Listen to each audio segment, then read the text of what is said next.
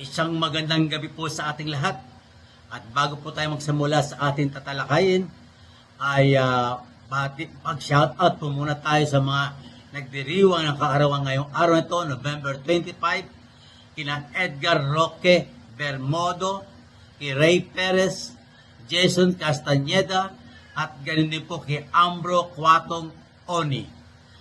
At ganin din po, belated happy birthday sa mga nagdiwang na kaarawan kahapon, November 24, kila Joan Perfecto ng Bobon Northern Samar, kay Floreta Viterbo, isa po ang presidente ng Filipino Association of the Bahamas, ganin din po kay Richard Alejado Estanol, kay Ryan C. Casay, Arthur Malyare, at kay Sen Caro. At advance happy birthday din po sa magdiriwang ng kaarawan bukas, November 26, sa mga sumusunod.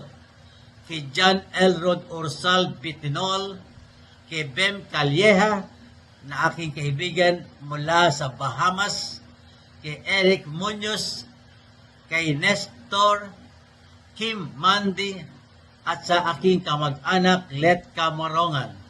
Maligayang kaarawan po sa inyong lahat. At naway patuloy kayong pagpalain ng ating poong may kapal at bigyan kayo ng may kalakasan na katawan sa buong buhay nyo. Maligayang kaarawan po sa inyong lahat. Ang ating pong tatalakayin sa araw na ito ay yung Article 36-12 ng OBRI tungkol sa fake being fouled. Okay, ito po ang statement doon. Ang sabi po doon, whenever a player fakes being fouled, the following procedure shall apply. Okay? Yung fake being fouled po, ito po yung kasanayan ng mga referee na flopping. Nag-flopping po. Pero sa FIBA, ang tawag po doon ay fake being fouled. Okay? Ano po ang procedure na pagtawag para makatawag ng faking a foul? Una po, ang sabi doon, without stopping the game, the referee signaled the fake by showing twice the lower forearm signal. Ibig sabihin, pag meron pong faking a foul, hindi po ititigil ang laro. So, ibig sabihin, hindi rin magbablow ng whistle ng referee at siya po ay mag-signal ng twice the lower the forearm. Yung ganun po. Papatayo po. 2 beses po yan. Without stopping the game. Okay? Pangalawa po, ang sabi doon sa pangalawa, when the game is stopped, the next time, for any reason, a warning shall be communicated to the player and the head coach of the team. Each team is entitled to one fake being fouled warning. Okay? Ang ibig sabihin po nito, pag nagkaroon pa ng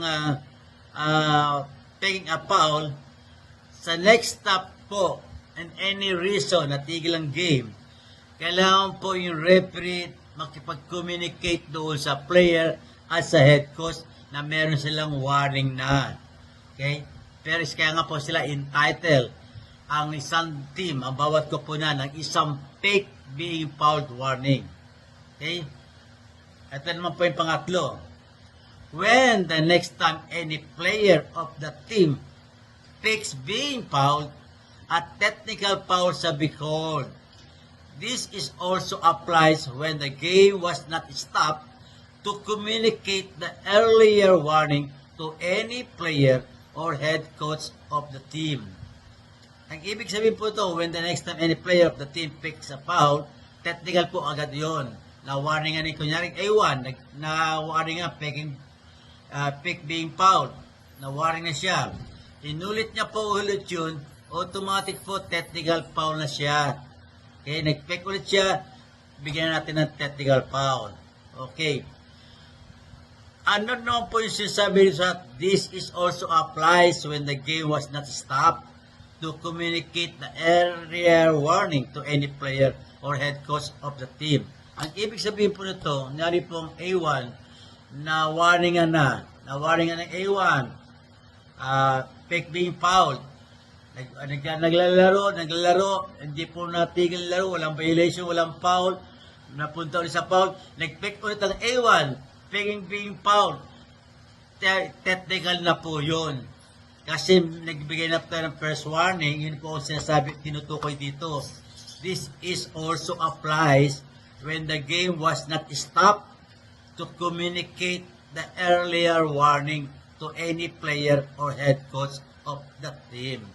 So, naglalaro po yung A1, nag-pick being foul, nag-flopping siya. Sinyas tayo, i-warning na siya.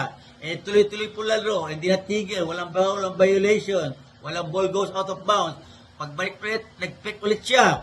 Automatic na po sa technical foul. Okay? Hindi po natigil kasi yung game para makipag-communicate doon sa player at doon sa coach. Ano naman po yung pang-apat? Ang pang-apat, ito po, binamadali ito. Sabi doon, when an excessive pick without any contact occurs, a technical foul may be called immediately without a warning being given. Ang ibig sabihin ito, nag-pick siya na without contact. Kasi karamihan ng pick being foul, may contact po yan. Kung mag-pick. Ito po, yung excessive pick without contact. Nag-dribble yung A1, dumidikit to, biglang tatalsikan lang to. Wala namang contact. Automatic po yun, bigyan ng technical foul. Di pa, maliwanag ba tayo? Yan po ang apat na bagay. At actually, may dalawa pa. Susunod po natin tatalakay yung pangalawa kasi maganda po yung magbigay natin ng example. Lalo na pa yung isa po doon sa isang being foul yung depensa at opensa. Yung depensa mag-pick being foul, pati opensa mag-pick, dalawa po yun. Tatalakayin po natin yung isa-isa. Okay po, yan po ang ating maikling aralin sa gabing ito. At wag po natin kalimutang mag-like, mag-share, mag-follow, at mag-subscribe sa aking YouTube channel. At muli, ito po yung abang lingkod, former FIBA referee Eto Camarongan, na nagsabing hanggang sa muli. Bye-bye!